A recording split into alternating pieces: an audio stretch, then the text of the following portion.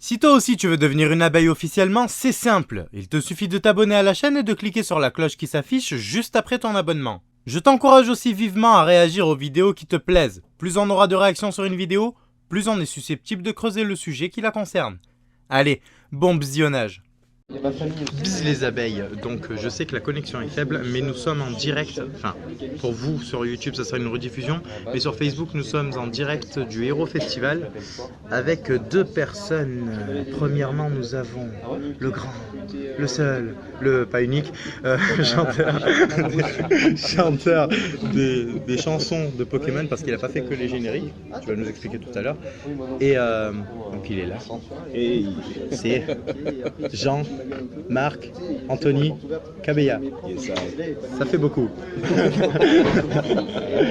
Et je suis au coin rouge, le challenger numéro 2, youtubeur. Bonsoir, bonjour. Gagneuse. Bonsoir, bonjour. Voilà, Coucou tout le monde. J'espère que vous allez bien. voilà, apparemment tout le monde va bien.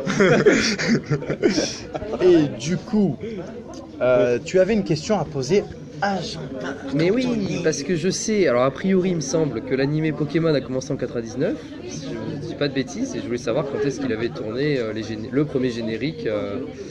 Est-ce que c'était, je sais pas, des mois avant ou des années avant? Et bon, comment il a je sais été pas. contacté? C'est ça que tu posais aussi comme Oui, question. bah ça j'avais déjà eu ma réponse, mais bon, pourquoi Ah pas d'accord, aussi. ok. J'avais mal compris, mais je repose la question alors. Mais comment j'ai été contacté? En fait, je travaillais dans un studio à Bruxelles et ce studio fait toujours. Donc un studio à Bruxelles. Oui, un studio à Bruxelles, le studio Dame Blanche d'ailleurs.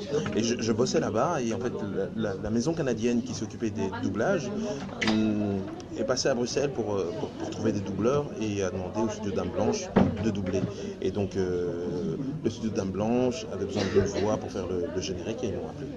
D'accord. Voilà. Ah oui, et en fait, c'est- donc c'était pendant qu'on faisait les doublages qu'on a fait l'album en fait. On a fait l'album en 2 semaines et c'est à ce moment-là on a commencé par le générique.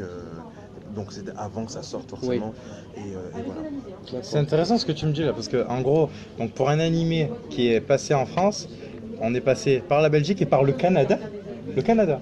Le Canada, en fait, c'est forcément parce qu'en fait, ce dessin animé avait été acheté par les États-Unis à. For Kids. Voilà. Entertainment. For Kids. Voilà. Est-ce que tu peux... Oui, For Kids Entertainment qui rachetait les droits, mais pour les films aussi, je sais, le premier film, et même sûrement ceux d'après. Et du coup, à chaque fois, comme tu disais, ils se basaient sur les chansons en anglais, parce que c'est les mêmes en fait. C'est les mêmes, ouais. Mais du coup, pour rebondir sur les chansons et sur les films, alors comment ça se fait que les chansons des films ont été réenregistrées mais sur un autre air? Et tu m'as dit tout à l'heure que c'était toi aussi qui chantais celle du film 1 par exemple. Elles ont été réenregistrées avec les mêmes paroles mais sur un autre air. Comment ça se fait qu'il y a eu deux enregistrements sur le... C'est vrai qu'il n'y avait pas le même air, ouais. Mais tout simplement parce que il y a une personne. Bon, je voudrais pas cracher sur les gens, etc. Mais il y a une personne qui s'occupait de toutes les traductions. D'accord. Et d'ailleurs, bon, c'est vrai qu'à la base, il y avait un message qu'il voulait répétitif, etc. Par la maison américaine qui l'avait fait. Mais c'est une personne, une Canadienne d'ailleurs, qui s'occupait de toutes les traductions, etc., qui a tout écrit et qui a pris tous les droits aussi. Voilà. D'accord. Et donc en fait, cette personne a sans doute préféré l'efficacité à la qualité. Ouais, donc ouais, je vois ce que... Donc, voilà. Et t'as enregistré donc à la fois les génériques, mais comme je le disais tout à l'heure aussi, les chansons de peut-être le karaokémon, tout ça aussi, il me semble. T'as fait le poker rap, Oui. t'as fait tout ce qui Ouais, va ouais, avec. ouais. Mais c'est ça en fait. Quand le projet est arrivé, on a dû faire l'album. Ouais. Donc on a fait l'album en L'album 2 semaines, bleu, là, qui était- voilà, etc. Et donc voilà, on était une équipe de chanteurs et les voix masculines, c'est moi qui les ai faites, et puis les voix féminines, elles se sont partagées entre plusieurs personnes, quoi. Voilà. Alors là, on me demande quel est son Pokémon préféré. Je sais pas si on parle de Gallius ou de toi, donc vous allez tous les deux donner la réponse, enfin moi aussi. Mais... Moi j'aime beaucoup Salamèche. Ah, il est trop choupi, mais ça la mèche. Attends. Moi j'aime beaucoup Mew, le Pokémon légendaire, la première génération. Alors moi, ça sera un peu moins... moi, c'est Muplodocus. Il est trop mignon, arrêtez. Donc, du coup, Anto, est-ce que tu y joues, toi? Ou est-ce que tu y as joué? Est-ce que c'est quelque chose que tu as aimé faire à Pokémon? Quoi ça? Pokémon en jeu. Que ce soit sur Game Boy ou après, hein, c'est pas... Ah oui, sur, j'y ai joué forcément, obligé, j'en ai reçu et tout et trucs. Maintenant, je vais pas raconter des histoires. Le Pokémon Go, je n'y joue pas. C'est une petite aberration Pokémon Go pour moi, tu vois. Pokémon Go, c'était bien pendant 2 mois, mais après, Niantic n'a pas suivi. Je vous aime, Niantic, ne me censurez pas. Donc, du coup, le dernier auquel tu as joué en termes de génération, c'était lequel? C'était déjà il y a un bon bout de temps, c'était Nintendo qui faisait ça. Ouais, c'est encore. Enfin, c'est Game Freak, mais oui, c'est encore c'est ça. Nintendo. C'était donc sur Game Boy ou après? Ah non, c'était encore sur Game Boy. Ouais, D'accord. c'est ça. Peut-être or et argent. Or et argent, voilà, et voilà. ensuite Les derniers, c'était, ouais, ouais. joué. Ouais. Ok, ouais. Qui font partie des meilleurs pour moi. Mais bon, pas, c'est pas mes préférés, mais ils font partie de Bien, ceux ouais. que j'adore. Complet.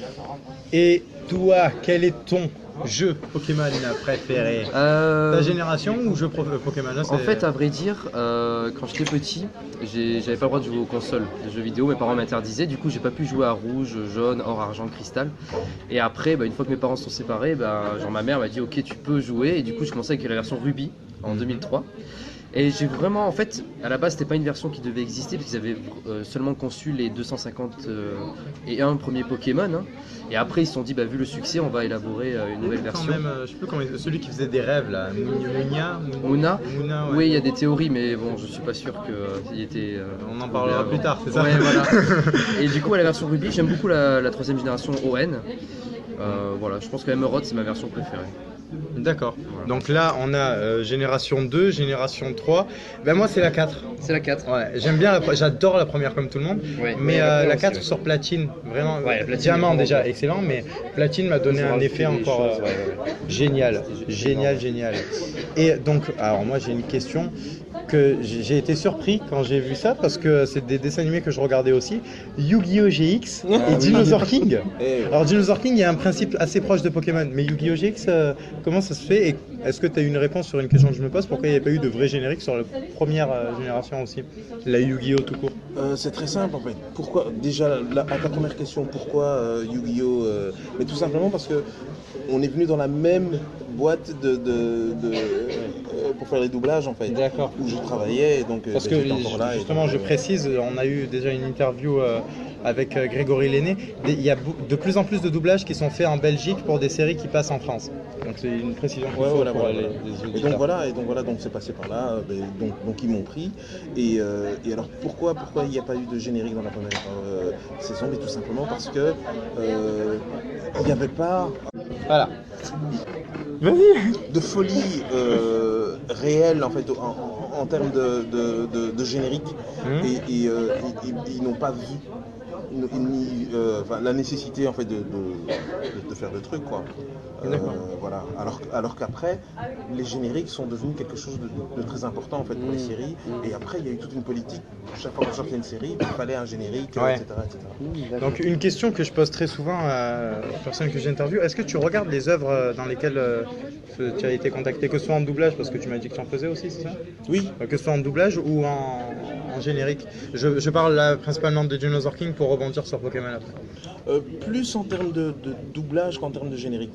D'accord. Parce que bon, je veux dire, en Comme termes de Philippe générique, Ariotti m'avait dit. Donc, Ouais, mais parce qu'en termes de générique, il y a plein de choses qu'on fait. Merci. Il y a plein de choses qu'on fait, genre, j'ai fait des trucs vraiment pour les tout petits. Oui. Donc voilà, non. En général, je ne suis pas trop.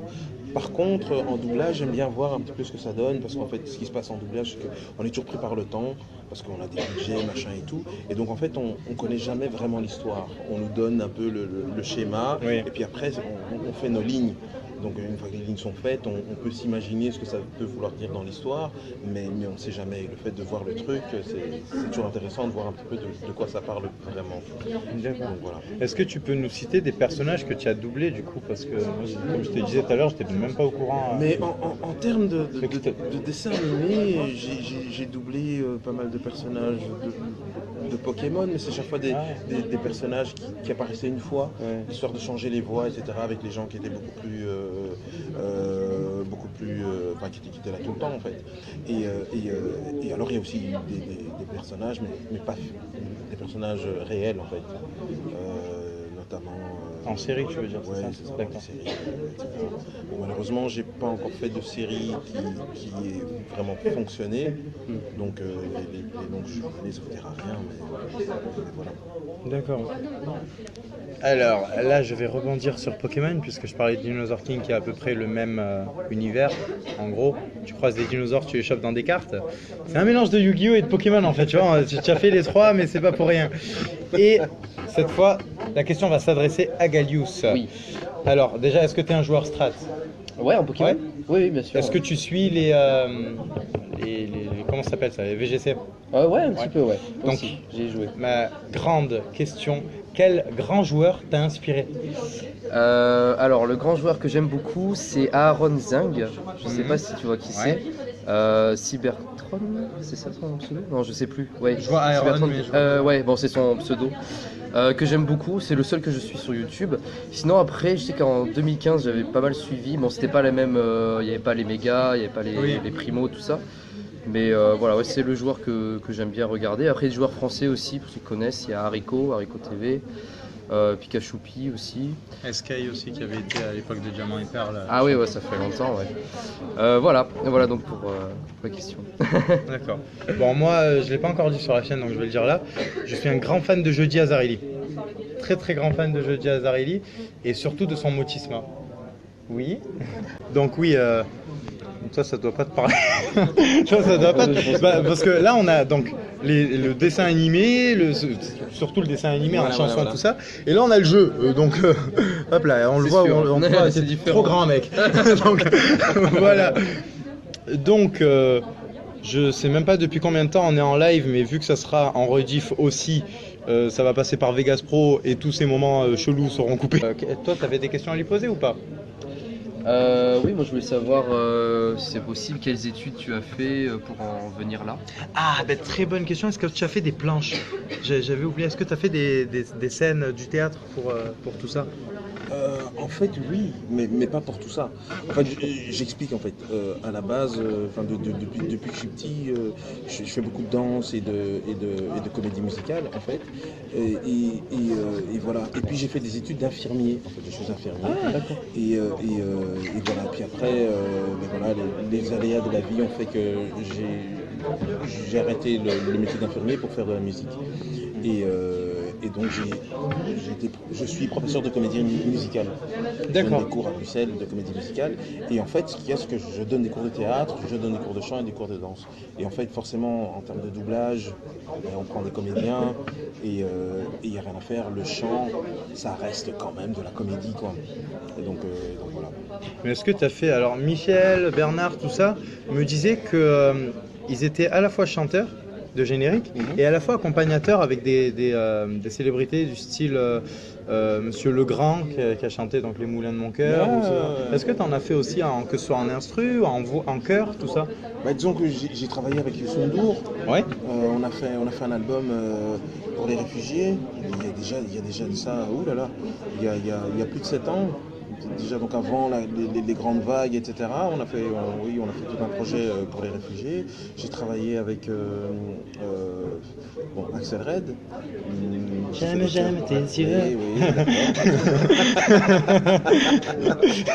mais voilà, en tant que chanteur, on travaille dans les opportunités qu'on a. Et voilà, mais c'était très fun. Après ça, clairement. Je sais pas qui c'est. Oui, parce que ce que je voulais dire aussi, c'était que je fais aussi beaucoup de covers. Donc on a un band de cover et on fait le tour du monde en fait. D'accord. Donc, En 80 jours comme Michel ou pas du tout? Non, le gros problème c'est qu'on travaille beaucoup par le net, Ouais. donc c'est devenu mondial quoi. Donc il y a des gens des Maldives par exemple qui nous appellent et donc on se retrouve aux Maldives. Le problème c'est que ce genre de contrat c'est jamais des contrats d'une semaine, c'est genre des contrats de 2 mois et de 3 mois. Et donc c'est pas évident en fait de partir. Ouais, le Ah, code limite. voilà. Voilà. Et donc, donc je pars pas tout le temps pendant 3 mois, mais ça m'arrive pas. D'accord. D'accord.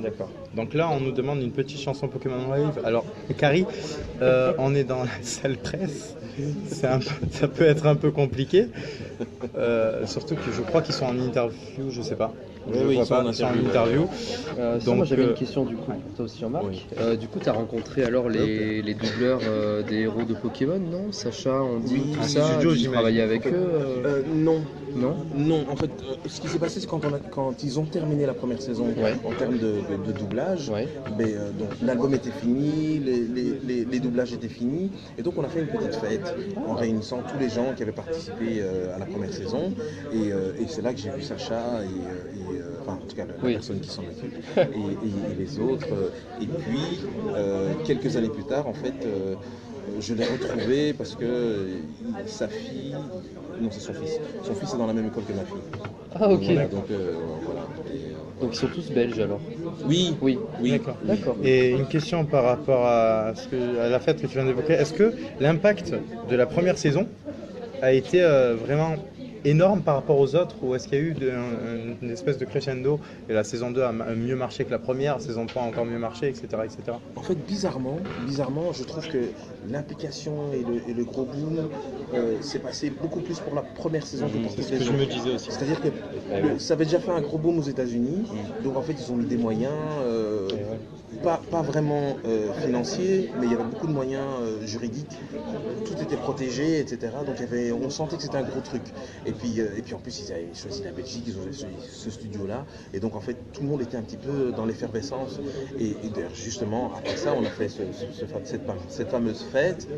Après la deuxième saison, enfin après cette fête-là, il n'y en a plus d'autres. Ah, donc c'est bien ce que je me disais. En gros, le gros impact a été sur la première saison. Et, ensuite, il n'y a plus un aussi gros mouvement. Le mouvement continue à suivre bien sûr. parce que les générations ont changé. Voilà. Nous, par exemple, on est plus passé sur le jeu ensuite. Mais les générations d'après sont encore en train de regarder les dernières saisons parce que Sacha a toujours le même âge, parce que il y a eu plein de choses comme ça, tu vois. Est-ce que tu as d'autres questions à poser, Bélius? Moi c'est bon, j'ai eu tout ce qu'il fallait. Alors moi j'ai eu mes réponses aussi, donc venez là tous les deux là, rapprochez-vous de moi. Hop là, on vous dit bzz et à très très vite. Ciao. Je vous demande de vous abonner à Killer Bee, vous entendez? Killer Bee, et pas autre chose.